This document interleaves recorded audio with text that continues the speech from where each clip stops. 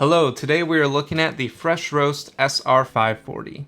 Our favorite roaster for those looking to take their home roasting to another level. Although this is our favorite home roaster for the price, there are a few things you should know before you consider purchasing it.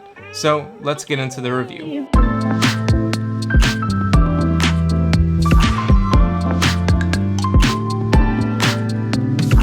Hello, my name is Stephen Holm and I am with Homegrounds, where we help you brew, enjoy, and sometimes roast better quality coffee right at home.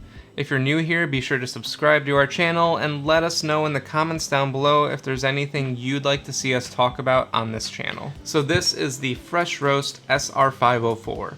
It's a home coffee roast that has a lot of great features packed into a very small package. Now to start off with, on the bottom we have the small display.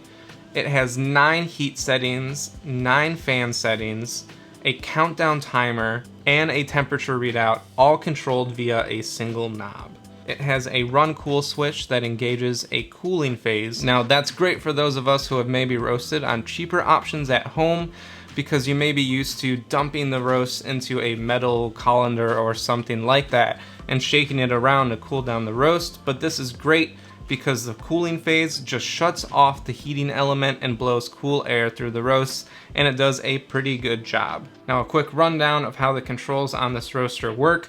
Once you power it on, you're greeted with 3 numbers underneath their corresponding fan, power, and timer labels. And once you click the knob, each one begins flashing and you can adjust the beginning settings before you even start roasting. Once you have your initial settings dialed in, you simply hit the run cool button and that initiates your roast. Now while you're roasting, if you take this knob and while nothing on the screen is flashing, you rotate it quickly 90 degrees, you are shown the temperature readout, and that's just the temperature of the hot air being blown into the beans. And then clicking in the knob again brings you back to the screen where you can edit the parameters of the roast. And once you want to stop the roast process, you hit that button again and it initiates the cooling cycle.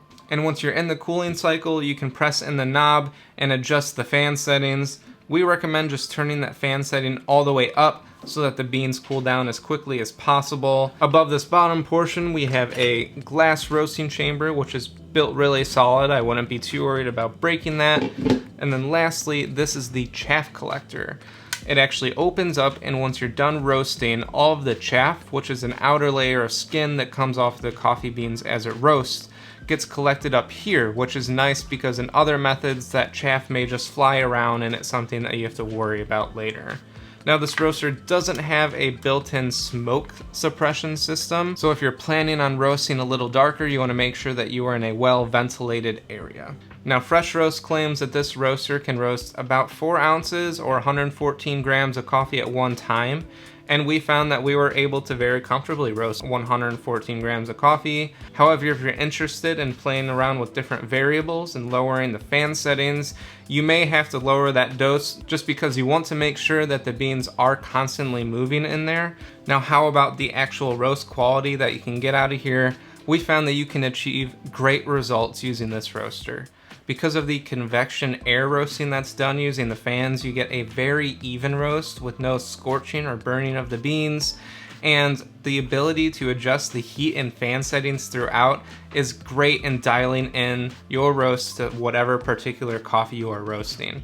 Now we found that it may be a little more difficult to achieve dark roast on here, but it is possible. It may just take you a little bit longer to get used to doing those. Now we've talked a lot about the good things in this roaster, but there are a few things you should know before purchasing one. The first being in the build construction. Not the quality, because each of these components on their own are actually very hefty. However, they kind of just sit on top of one another and there's no real locking mechanism anywhere keeping them in place. If you're just keeping this in a corner of your kitchen and never moving it around, I wouldn't be too worried. However, in my small apartment, I can't really have a designated spot for this, so I'm moving it back and forth onto my counter. There are some notches in the glass chamber that allow it to sit in here.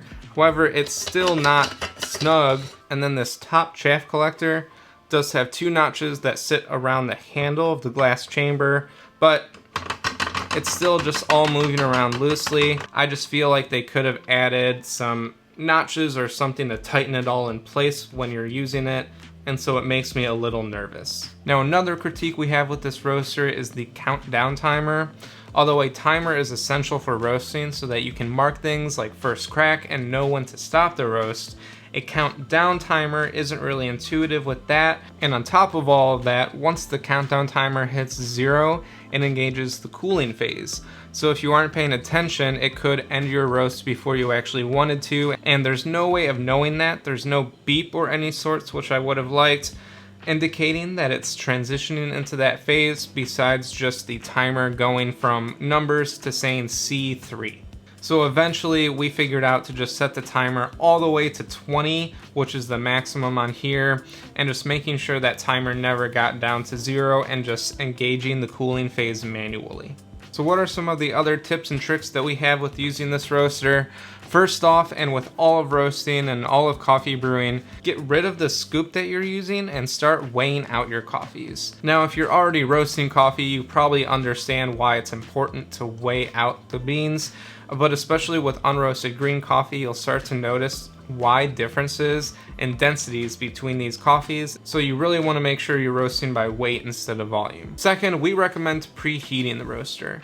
Now, it's not as important to do that in these air roasters versus a drum roaster. However, it does make your roasting more consistent, especially if you're doing multiple batches in a day. So just bring it up to about 380 degrees or so, whatever you find works for you, and leave it there for about 5 minutes before starting to roast, just so that everything stays consistent from roast to roast.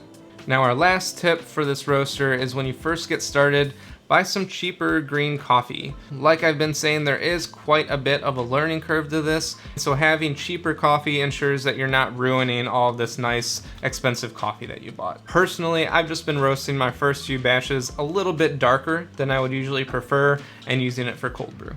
So who is this roaster actually for? First off, it's for avid home roasters who are looking to upgrade their cheaper option to something that allows more customizability in your roast profiling. The individual heat and fan controls, along with the temperature readout, make this really easy to dial in a roast to your preferences. Second, and maybe for people who haven't roasted very much coffee before, but know that they want to put the money into something that allows them a great deal of control over their roasting, and that will pay for itself over the long run. So that's it for the Fresh Roast SR540. It's a great home roaster, and we love it here at Homegrounds. If you have any additional questions, let us know in the comments down below, and we will see you next time.